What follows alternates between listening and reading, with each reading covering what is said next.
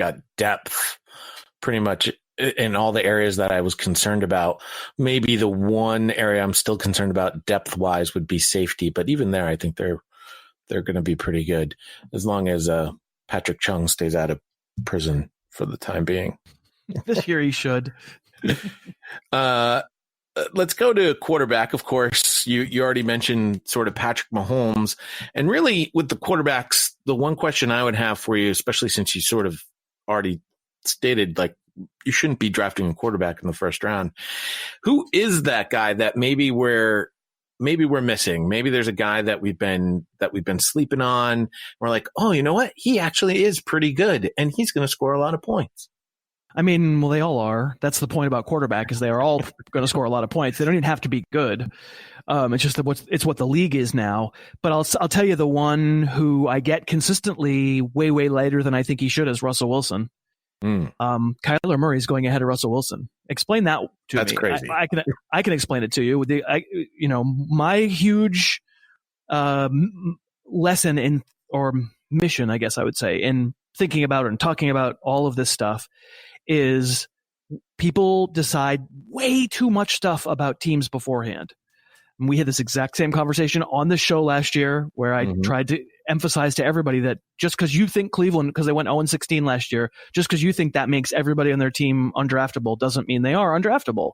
And in fact, I told people to take both Carlos Hyde and Nick Chubb last year because they were both going so cheap. You didn't have to start either one of them. And as it turned out, it was the right strategy. Hyde scored about a touchdown a game in the first month, and then Chubb went crazy in the second month. Last year, the Bears, I think over-under number was 6, maybe not quite at kickoff time. And meanwhile, the Raiders was 8. So the Raiders were going to be pretty good. That offense was going to be okay. The Packers was 10. They wound up winning 6.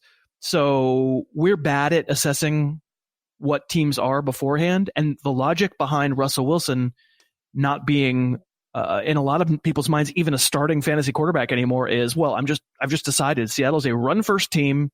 There's not enough work there. Russell Wilson threw 35 touchdowns last year, but he did it with not very many completions, relatively speaking, and there's going to be touchdown regression, and watch out, it's all going to go wrong for him. And I think that's wrong on a few levels. The first level is I don't think we know for sure what teams are going to do. And then second of all, on a per-play basis, because Russell Wilson's the best deep ball thrower in the league, he leads the NFL, I think, the last 4 years in touchdown passes that travel more than 20 yards in the air. He is exactly the kind of dude who is going to buck the regression trend, who doesn't need Pat Mahomes level attempts to get to 30 touchdowns. I think he will get to 30 plus touchdowns because he does every year he's not hurt. I'm going to talk about this a little bit later with TJ Rives. There's a lot of thought that Tampa Bay has opportunity, especially on a fantasy perspective. They might be a bad real football team, but they did score a lot of points last year. And Bruce Arians is that offensive guy. I won't use genius. Offensive guy. Is Jameis Winston maybe a guy that we should maybe give a second thought to? Flush him down the toilet. Can we please agree together to flush Jameis Winston down the toilet? This is it. I mean, for all the people want to talk, this is again, not that you're doing this, but again, where Chris Godwin going in the third round comes from. The number 2 Tampa Bay receiver. So we've got 2 Tampa Bay wide receivers going in the first 3 rounds of fantasy drafts. Is that really the hill we want to die on? That Jameis Winston is going to even play all 16 games? Like, I hope you love it when Blaine Gabbert is starting week 5, because this is, if the Buccaneers were really going to back up the tough talk on Jameis Winston, wouldn't he have a contract?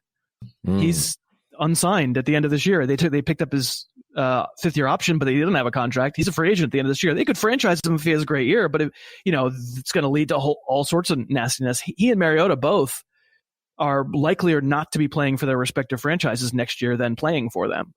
And how much more does any of us need to say that Jameis Winston is not the guy to do this? There will be moments, of course. There are always moments.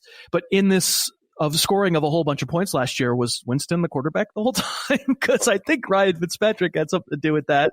And I mean, it's so funny that we could probably have been completely rid of Jameis Winston as a starter in the NFL already if Ryan Fitzpatrick weren't Ryan Fitzpatrick. If you didn't have the only guy more erratic at quarterback in the entire league than Jameis Winston as your backup, you could have put him in there. He would have finished out the season, and then you could have been like, wipe our hands. Let's get rid of Jameis Winston. Cool. We don't even need to pick up the option. Let's find out how to get the next guy.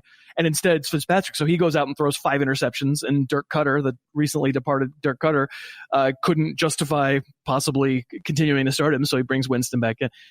I don't want that story that goes, yeah, they're going to suck, but I bet they score a lot of points. Like, okay, but there's a reason they're going to suck. Didn't I hear this about Blake Bortles? Like, well, I mean, he's terrible, but I mean, he scored a bunch of points that one year. Like, I'm not. It's not the game I want to play.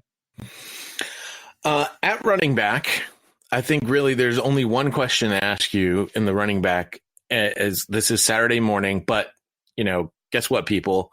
We're not live at 6 a.m. I hate to tell you, this is pre-recorded, so news may have happened. I doubt it has. What are we doing with Ezekiel Elliott and Melvin Gordon?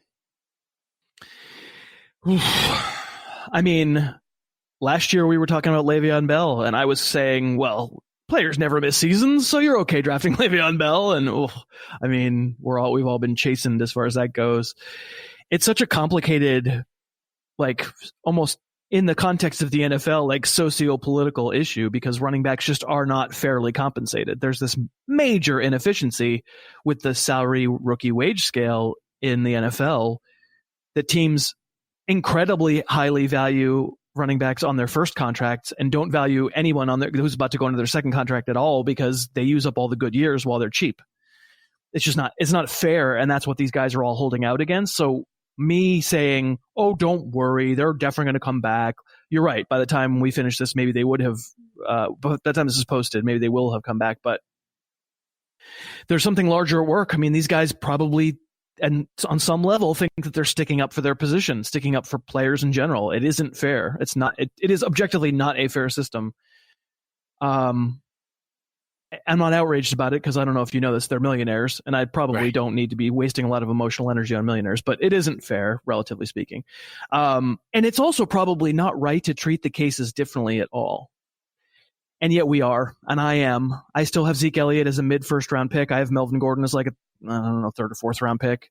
And that's partly because Elliott is the truly transcendent player, and Gordon is a very good player, but not quite as immediately transformational to your fantasy team the moment he comes back.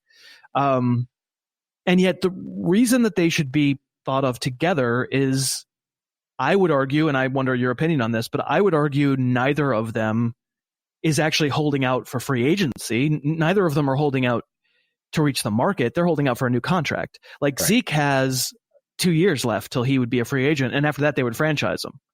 And people have talked about how, well, with Gordon it's different because if he plays half the year, he gets the service time to be a free agent. And that's true, but then the Chargers can turn around if they want to and do what the Steelers did to Le'Veon Bell and franchise him for 2 years.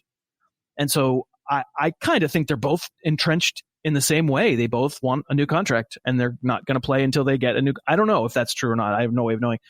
And so to treat them differently, which I am, which the market is hypocritical, because I'm not sure I see a huge difference between them other than one of the players being better than the other one.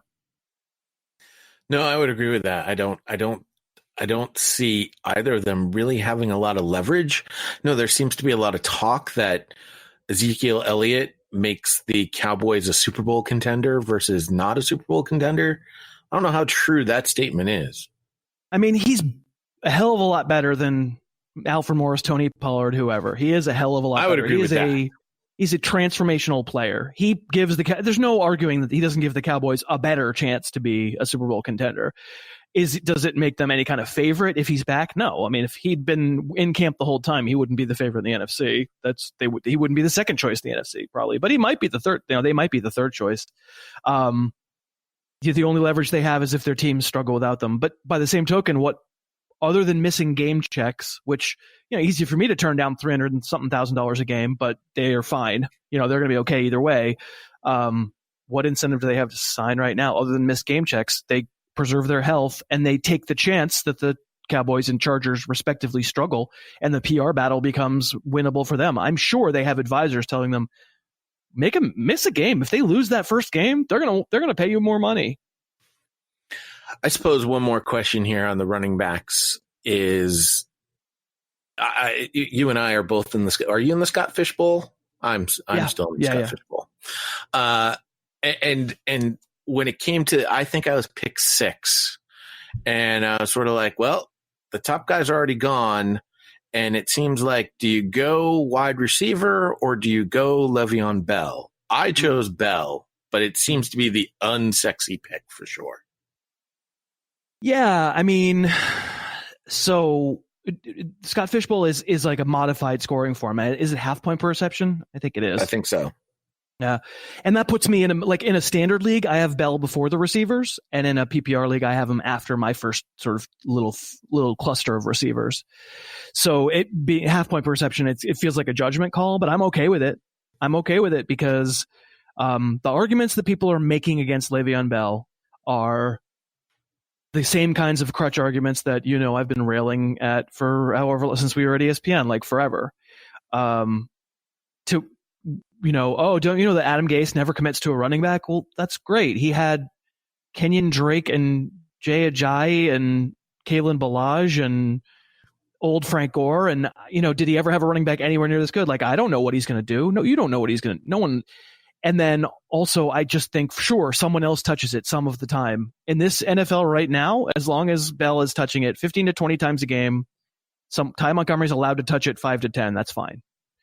And I think that's probably still likely because Le'Veon Bell's last I saw him was the best running back on the planet. So maybe he's not anymore, but he's 27. I don't know where it all went. So I am comfortable. I'm comfortable in the case that you're describing, going either direction. If you said I wanted to take DeAndre Hopkins over Bell, I wouldn't be outraged, but I also don't think you made a bad decision. I'm going to skip over wide receivers for a moment because I have a feeling we're going to have one of those bets that I always lose that I've never paid on. So we're going to go to the tight ends real quick. And, there's the talk of the big 3 and Kelce, Ertz, and Kittle. And then people are like, and then there's no one else. And I actually think tight end might be one of the deepest positions this year. I see lots of great value in, as I'm looking at your rankings from 10 below in Trey Burton, Eric Ebron, even without Andrew Luck, Kyle Rudolph, Greg. I see great value in that. And yeah, Kelce and Ertz and Kittle might score more than them. I don't think they're scoring monumental points more than those guys.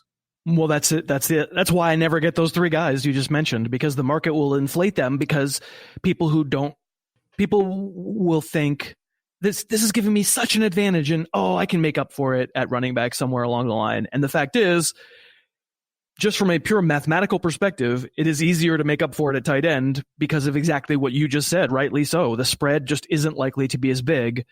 And therefore it's going to be much harder to find a replacement level running back. Now, there are millions of fantasy leagues out there, and there's going to be hundreds of stories where people go, nope, I found my replacement running back in the 8th, 9th, 10th, and 11th round. All those guys you said were going to be just okay turned out to be great, and I saved myself, and thank God I had Kelce. That can work too. Anything can work. I think you give yourself the best chance when you recognize the marginal difference between, exactly like you said, Kelce, who's great, who's better than those other guys, but the marginal if he has exactly the year he had last year, then maybe he's worth a little more than I'm ranking him. I still have him at number 1 among quarterbacks, but I don't have him in the first round. I don't have him in the second round because it's hard. First of all, we're always wrong on who the number 1 tight end is going to be too. Every year, I think the last 5 years we've gotten it wrong. The one guy, who's the one guy you're going to reach for? Oh, it's Gronk. Oops. It's, mostly it was Gronk and often it was oops. But the one year it was, who was it even? The year I'm trying to think of, Jimmy Graham. It was wrong. I have Kelce as a 3rd rounder. I'm never going to get him in the 3rd round. And so I'm with you. I wouldn't want to pitch tight end as like wonderful, like someone in the range that you described from 8 to 15. Someone will probably have a big year. Most of them probably will go for 600 yards and 6 touchdowns, and that'll average out to 40 yards a game or whatever. And you'll be like, blah, that was kind of gross. But the point is, you can cast around on the waiver wire in most leagues trying to find that guy who's going to bust out, as opposed to spending the really high pick on Kelce. All right, wide receiver. This could be my favorite part, or you may end up agreeing with me. I don't know. As I'm only a downloader, not a listener to your podcast, you may have already had said this. I've got 4 wide receivers this year that I have planted my flag on that I believe are going to win you